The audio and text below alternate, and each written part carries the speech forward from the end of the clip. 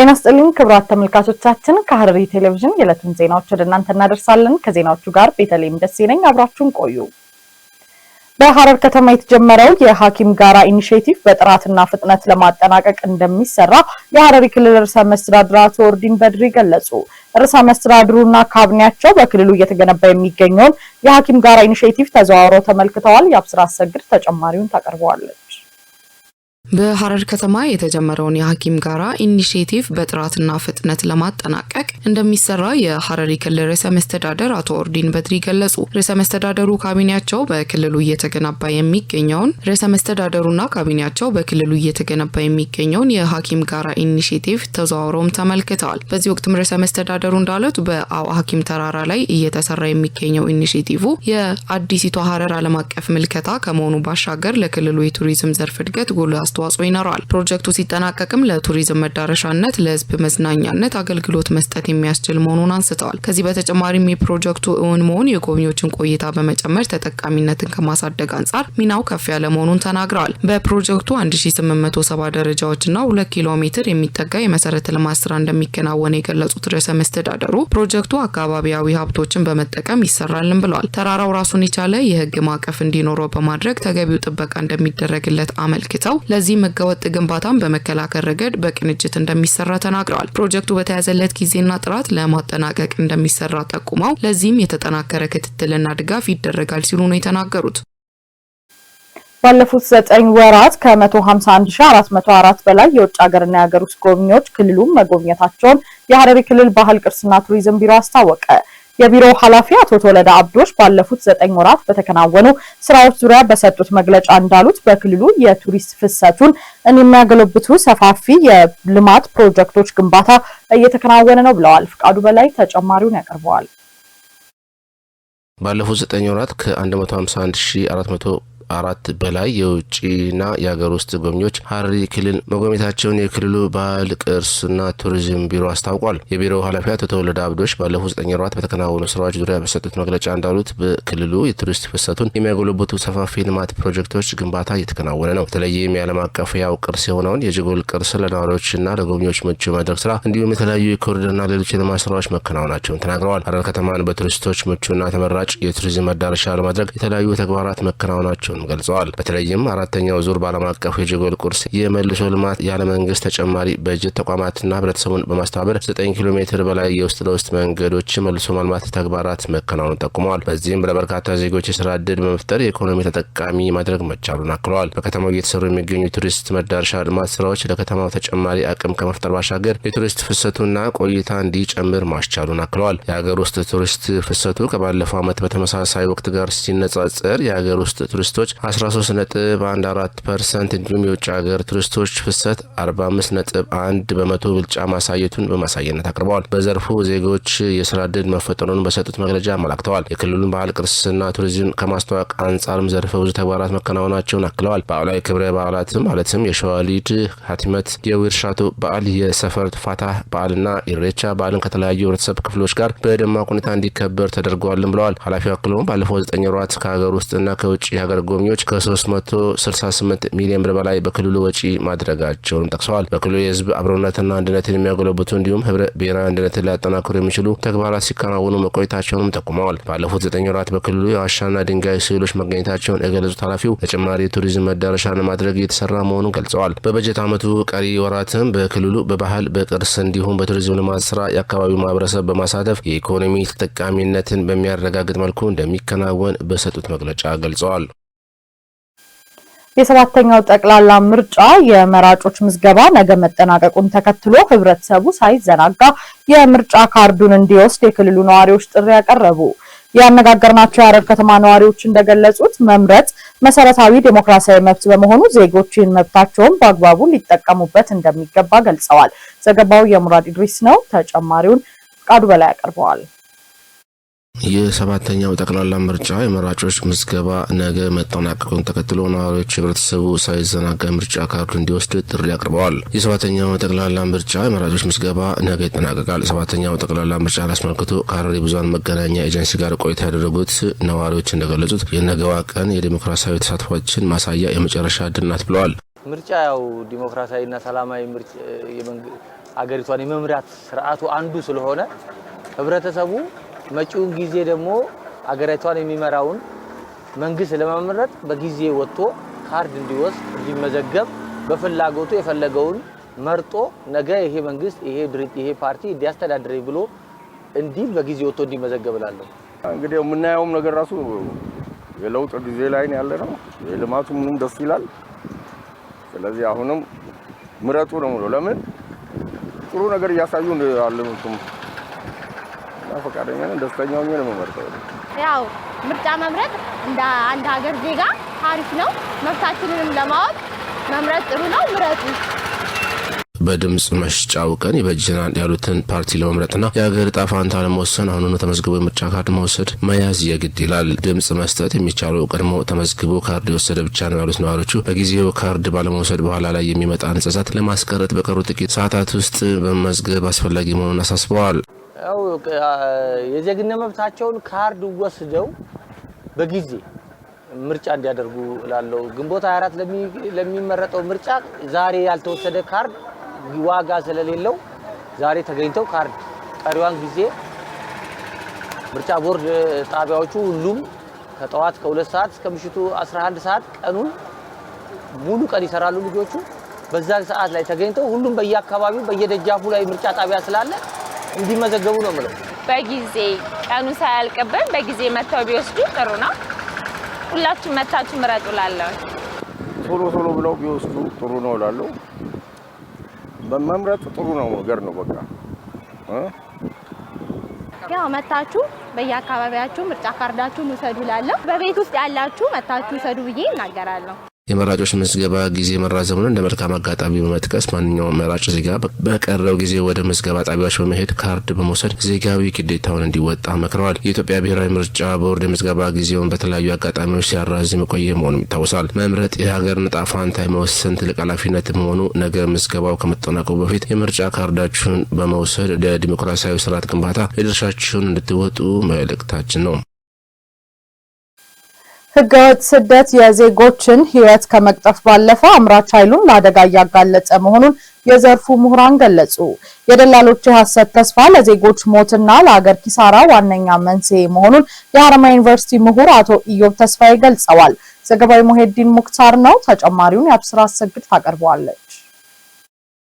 ከጊዜ ወደ ጊዜ መልኩና ስልቱን እየቀየረ የመጣው ህገወጥ ስደት የበርካታ ዜጎች ህይወትን ከመቅጠፍ ባለፈ የሀገሪቱን አምራች ኃይልን የወደፊት ተስፋ ለከፋ አደጋ እያጋለጠ ይገኛል። ይህን አስከፊ የሰው ልጅ ንግድና ሰብአዊ ቀውስ አስመልክቶ በሐረማያ ዩኒቨርሲቲ የሰላምና ልማት ጥናት ፒኤችዲ እጩ ተወዳዳሪ አቶ አዩብ ተስፋዬ እንደገለጹት ደላሎችና አዘዋዋሪዎች የሚዘረጉት የሐሰት ተስፋ ለዜጎች ሞትና ለሀገር ኪሳራ ዋነኛ መንስኤ መሆኑን ተናግረዋል። አቶ አዩብ ተስፋዬ አክለውም ህገወጥ ስደት ከሀገር ድንበርና ህገ ውጭ የሚደረግ አደገኛ የሰዎች እንቅስቃሴ ሲሆን በዓለም አቀፍ ደረጃ በስፋት በሚታዩ ዘመናዊ የባርነት ወንጀሎች መካከል አንዱ ነው። በተለይም ህገወጥ የሰዎች አዘዋዋሪዎች ለግል ጥቅማቸው ሲሉ ዜጎችን በማታለል ከሀገራቸው እንዲሰደዱ እያደረጉ መሆኑን ድርጊቱ ከጊዜ ወደ ጊዜ እየጨመረ መምጣቱን ጠቁመዋል። ጎዳኑ ጀቹን ነሚ ቶኮ ቆባቲ ሰተው ገሬዳን ቢከ ቶኮራ ቢከ ብራቲ ዴሙዳ ኩኒ ፍልሰት ማለት በግል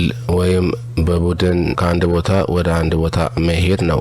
ይህ ሀገር ውስጥም ሆነ ድንበር መሻገርም ይሆናል። በህገ ወጥ ድንበር ተሻግሮ መሰደድ ትልቅ ችግር አለው። ወደ የሚሰደድበት ሀገር ተሄዶ የተመኘውን አያገኝም። ህገ ወጥ ስደት በደላሎች የሚካሄድ ነው።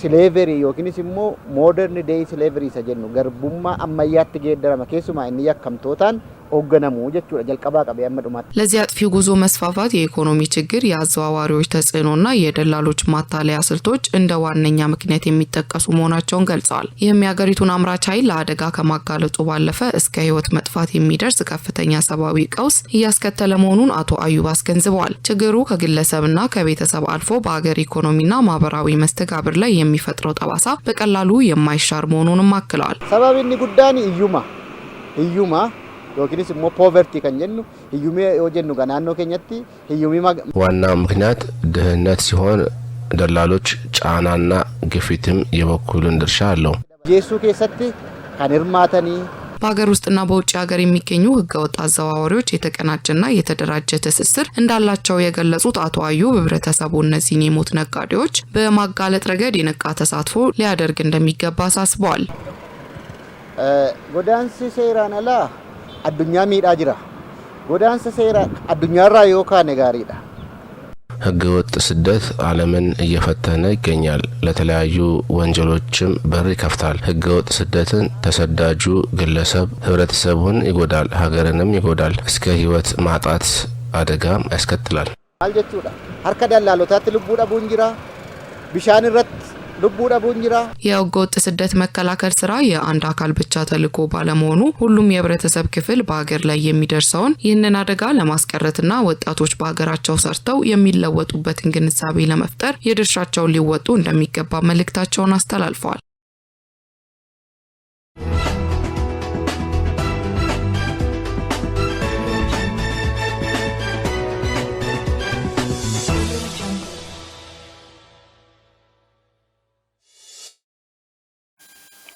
ክቡራት ተመልካቾቻችን ከሐረሪ ቴሌቪዥን በቀጥታ ወደ እናንተ እየደረሰ ያለውን ዕለታዊ የአማርኛ ቋንቋ የዜና እወጃችንን ነው እየተከታተላችሁ ያላችሁት።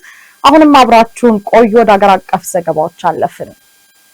የሕዝብ ተወካዮች ምክር ቤት የአቪዬሽን ደህንነት ማሻሻያ አዋጅን አጸደቀ። በሌላ ዜና ኢትዮጵያና ፈረንሳይ ኢኮኖሚያዊ አጋርነታቸውን ለማጠናከር ተስማምተዋል። ሌኒሽ መልስ ይህንና መሰል ሀገር አቀፍ ዘገባዎችን በተከታይነት ታቀርብልናለች። የሕዝብ ተወካዮች ምክር ቤት የአቪዬሽን ደህንነት ማሻሻያ አዋጅን አጸደቀ። የኢፌዴሪ የሕዝብ ተወካዮች ምክር ቤት ዛሬ ባካሄደው 15ኛ መደበኛ ስብሰባ የኢትዮጵያን የአቪዬሽን ሴኩሪቲ ይበልጥ ለማጠናከር የቀረበውን ረቂቅ አዋጅ መርምሮ አጽድቋል። ለ20 ዓመታት ያህል ሳይሻሻል የቆየውን ነባሩን አዋጅ ቁጥር 432/1997 የሚተካው የአዲስ ሕግ በዓለም አቀፍ የሲቪል አቪዬሽን ስታንዳርድ መሰረት ዘመናዊ ቴክኖሎጂዎችንና አሰራሮችን ተግባራዊ ለማድረግ ያለመ ነው። የአዋጁ መሻሻል በተለይም ከወቅቱ ጋር ተያይዘው የሚመጡ ውስብስብ የደህንነት ስጋቶችንና ህገወጥ ጣልቃ ገብነቶችን ለመከላከል ትልቅ ፋይዳ እንዳለው ተገልጿል። የውጭ ግንኙነትና የሰላም ጉዳዮች ቋሚ ኮሚቴ ምክትል ሰብሳቢ ዶክተር ፈቲ መሃዲ ባቀረቡት ሪፖርት አዋጁ የኢትዮጵያ አየር መንገድ ግሩፕ በዓለም አቀፍ ደረጃ ያለውን ተወዳዳሪነትና መልካም ገጽታ ለማስቀጠል የሚረዳ መሆኑን አስረድተዋል። ምክር ቤቱም የቀረበለትን የውሳኔ ሀሳብ መሰረት በማድረግ አዋጁን ቁጥር 1412/2018 አድርጎ በአብላጫ ድምጽ በሁለት ተቃውሞና በሁለት ድምጽ ተአቅቦ ማጽደቁን ኤቢሲ ዘግቧል።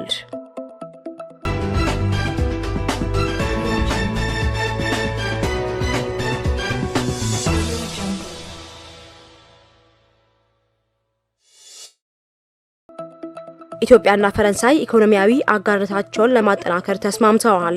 የገንዘብ ሚኒስትር አህመድ ሺዴ ከዓለም አቀፍ የገንዘብ ተቋምና ዓለም ባንክ የጸደይ ወቅት ስብሰባ ጎን ለጎን ከፈረንሳይ ግምጃ ቤት ከፍተኛ ባለስልጣናት ጋር ውይይት አድርገዋል። በውይይታቸውም በኢትዮጵያና ፈረንሳይ መካከል ያለው የኢኮኖሚ ግንኙነት ያለውን ስትራቴጂካዊ ፋይዳ በማስመልከት መክረዋል። በተጨማሪም ውይይቱ ሀገራቱ የልማት ትብብራቸውን ማሳደግ፣ የማክሮ ኢኮኖሚ ትብብር ስለሚያድግበት ሁኔታ እንዲሁም ቀጣይነት ያለው የኢትዮጵያ የዕዳ ሽግሽግ ድጋፍ ላይ ትኩረት አድርጓል። ሁለቱ ወገኖች የኢትዮጵያን የኢኮኖሚ ማሻሻያ አጀንዳና የረጅም ጊዜ የኢኮኖሚ መረጋጋትን ለመደገፍ በዓለም ባንክና በአይኤምኤፍ በኩል ተቀራርቦ መስራት በሚቻልበት ሁኔታ ላይ ሀሳብ ተለዋውጠዋል። በተጨማሪም ፈረንሳይ በቡድን 20 የጋራ ማዕቀፍ የሁለትዮሽ ስምምነት በተሳካ ሁኔታ እንዲጠናቀቅና ከግል አበዳሪዎች ጋር የሚደረገውን ቀጣይነት ያለው ድርድርን ጨምሮ ፈረንሳይ የኢትዮጵያን የብድር አያያዝ በማሳደግ ረገድ ለምትጫወተው ቁልፍ ሚና አጽንኦት ሰጥተዋል። ሁለቱ ወገኖች የኢትዮጵያን የለውጥ አጀንዳ ለመደገፍ ኢንቨስትመንትን ለመሳብና ቀጣይነት ያለውና ሁሉን አቀፍ እድገትን ለማስቀጠል ያላቸውን ትብብር ለማጠናከር ያላቸውን ቁርጠኝነት አረጋግጠዋል።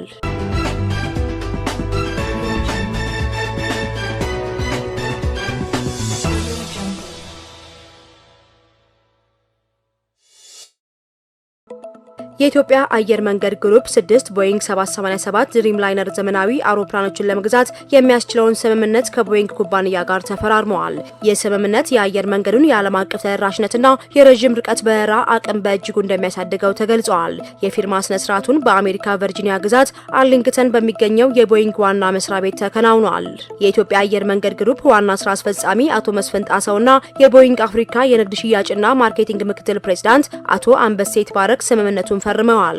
አቶ መስፍን ጣሰው በእነዚህ ዘመናዊ አውሮፕላኖች የበረራ ስብስባችንን በማሳደግ የስራ ክንውናችንንና የመንገደኞቻችንን ምቾት ይበልጥ እናረጋግጣለን ብለዋል። በአሁኑ ወቅት በአፍሪካ ትልቁን የ787 ድሪም ላይነር አውሮፕላን ስብስብ የሚያንቀሳቅሰው የኢትዮጵያ አየር መንገድ እነዚህን አዳዲስ ጄቶች ከአዲስ አበባ ወደ አውሮፓ፣ እስያና ሰሜን አሜሪካ ለሚደረጉ አህጉር አቋራጭ በረራዎች እንዲሁም እያደገ የመጣውን የጭነት ፍላጎት ለማርካት እንደሚጠቀምባቸው አስታውቋል። ዘገባው የኢዜአ ነው።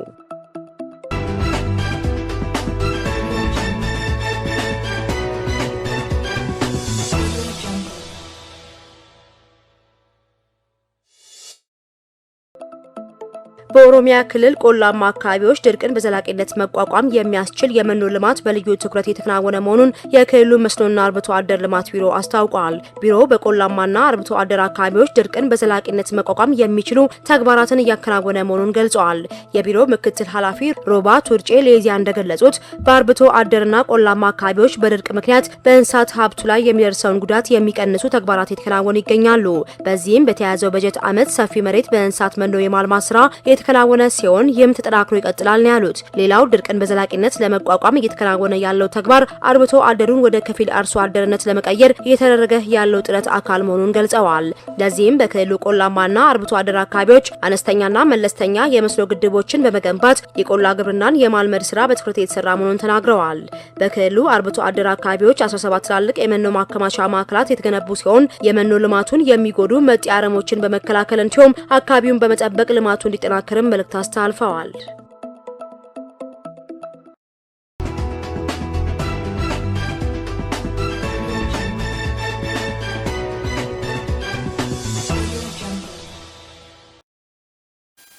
ወደ ዓለም አቀፍ ዘገባ አለፍን። ፓኪስታን ለሱዳን ልትሸጥ የነበረውን የጦር መሳሪያ በሳውዲ አረቢያ ተቃውሞ ምክንያት ማዘግየቷ ተዘገበ። ሳውዲ አረቢያና ዩናይትድ አረብ ኤምሬት ሱዳንን ጨምሮ በአፍሪካ የሚካሄዱ ግጭቶች ውስጥ ተፋላሚ ወገኖችን በመደገፍ ይታወቃሉ። ዘገባው የቢቢሲ ነው። ምስጋናው ኃይሉ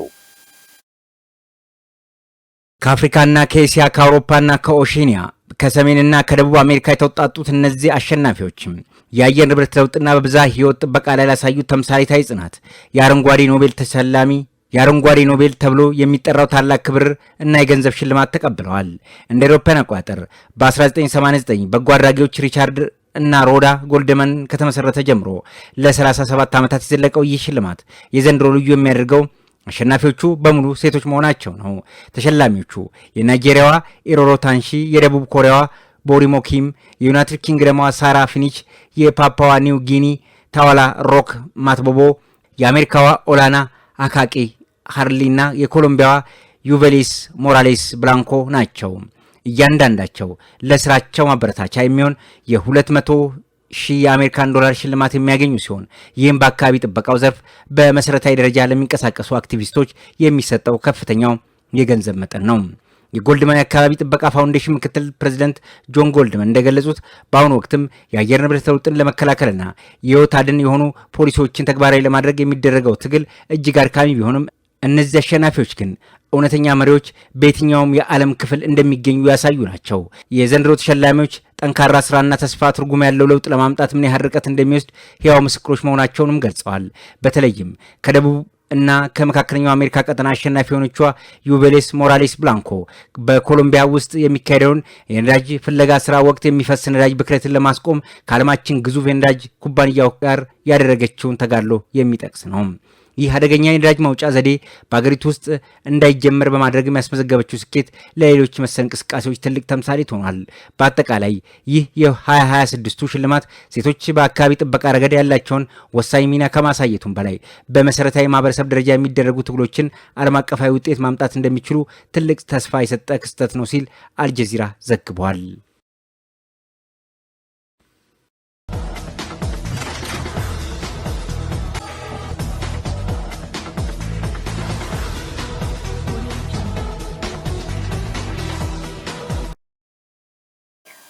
በመጨረሻም ስፖርት። የሐረሪ ክልል እግር ኳስ ፌዴሬሽን ስፖርቱን ለማሳደግ ጠንክሮ እንደሚሰራ አስታወቀ። የእግር ኳስ ፌዴሬሽኑ ከአጎራባች ክልሎች ጋር የዞናል ሊግ ውድድርን ለመጀመር የሚያስችል ስምምነት ተፈራርሟል። ጅላሎ ኑሪ ተጨማሪ አለው። የሐረሪ ክልል እግር ኳስ ፌዴሬሽን በዕለተ ቅዳሜ ባካሄደው ጠቅላላ ጉባኤ ላይ ሀሳባቸውን የሰጡት የፌዴሬሽኑ ፕሬዝዳንት አቶ መሐመድ ያህያ ተግዳሮቶችን በመለየት በእቅድ የሚመራ ተቋም ለማድረግ ጥረት እንደሚደረግ ጠቁመዋል። እንደ ማንኛውም ዝም ብሎ አይነት ተሰባስበህ የምትለያየው ስብሰባ አይደለም።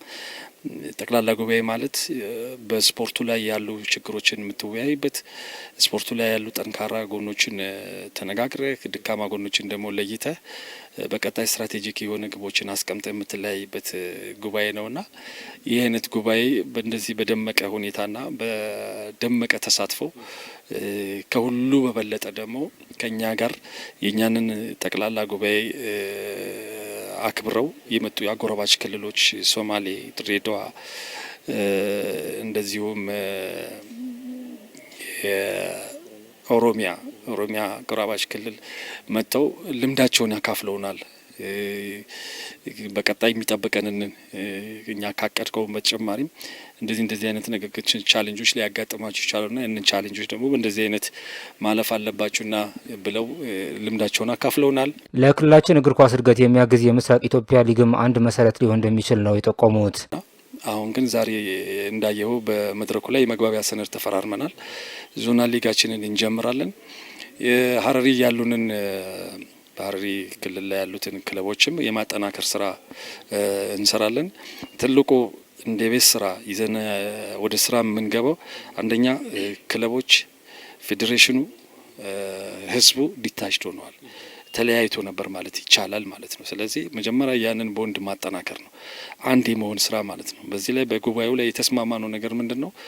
በተናጠል ሰርተን ውጤት ማምጣት እንደማንችል ተግባብተናል። የክልላችን የእግር ኳስ ቤተሰብም ለዚህ የስፖርት እድገት ጉዞ ከፌዴሬሽኑ ጎን እንዲቆምም ጠይቀዋል። የሐረሪ ክልል ነዋሪዎች ስፖርት አፍቃሪ ነው። ከስፖርት አፍቃሪነቱ በተጨማሪ በተለይ ደግሞ የእግር ኳስ ስፖርት አፍቃሪ ነው። የሚፈልገውን የሐረሪ ክልል በንጽጽር ከሌሎች ክልሎች የደረሱበትን ደረጃ ደርሶ ማየት ይፈልጋል። ሌሎች ክልሎች እንደ ሀገር ያለንን ደረጃ ትተነው እርስ በርሳችን ግን ከአንድ ክልል ስናይ ሌሎች ክልሎች የተሻለ ደረጃ ላይ ደርሰዋል። ስፖርቶች ህዝባዊ ሆነዋል። እኛ ጋር ግን ህዝቡ የመደገፍ ፍላጎት እያለው አልተመቻቸለትም። ብዙ ነገሮች ያልተመቻቹለት ነገር ስላለ ያንን ኃላፊነት እኛ እንወስዳለን። እኛ ከነሱ የምንፈልገው ነገር ምንድነው? ያንን ድጋፋቸውን አጠናክረው ከኛ ጋር እንዲቀጥሉ እንፈልጋለን። በአጠቃላይ እግር ኳስ ፌዴሬሽኑ የአጭርና የረጅም ጊዜ እቅዶችን ይዞ ወደ ስራም ገብተዋል። ከሐረሪ ቴሌቪዥን ለዕለቱ ያዝንላችሁ ዜናዎች ሳትላችሁ ይመስል ነበር። አብራችሁን ስለቆያችሁ ከልብ እናመሰግናለን። ከቀሪ የሐረሪ ቴሌቪዥን ፕሮግራሞች ጋር መልካም ጊዜ